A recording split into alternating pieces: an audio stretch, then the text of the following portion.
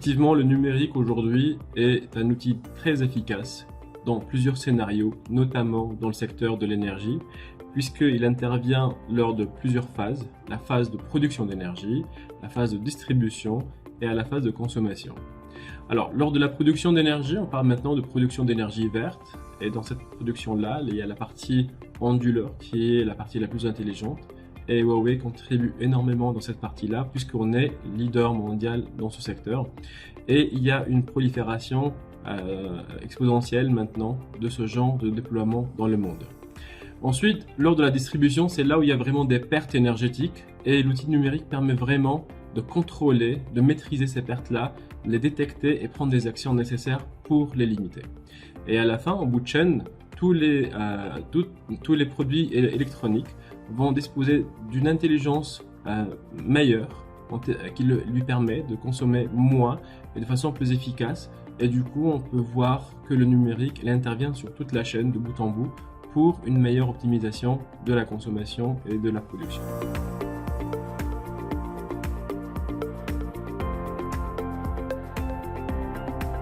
En fait, les centres de données maintenant représentent une brique très importante et essentielle dans la transformation numérique qu'on est en train de vivre, puisqu'on a besoin de stocker l'information, la traiter, et tout simplement on a besoin de centres de données pour faire ça.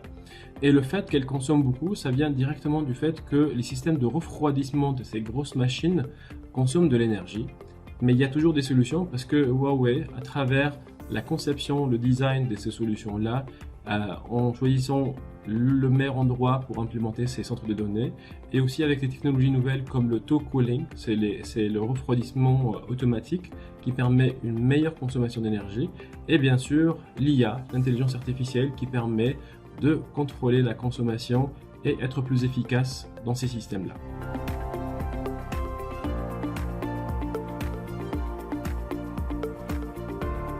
Et à la fin, je voudrais parler de ce que fait Huawei sur le continent africain en termes de consommation,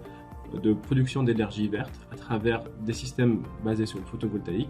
et apporter la connectivité dans des zones là où il n'y a pas d'électricité. Et effectivement, on a des solutions qui s'appellent Rural Star, qui ont été déployées dans tous les pays d'Afrique presque, et notamment au Cameroun, puisqu'on les a installées dans plus que 350 communes et qui ont desservi plus que 350 000 ménages avec des résultats réels et palpables.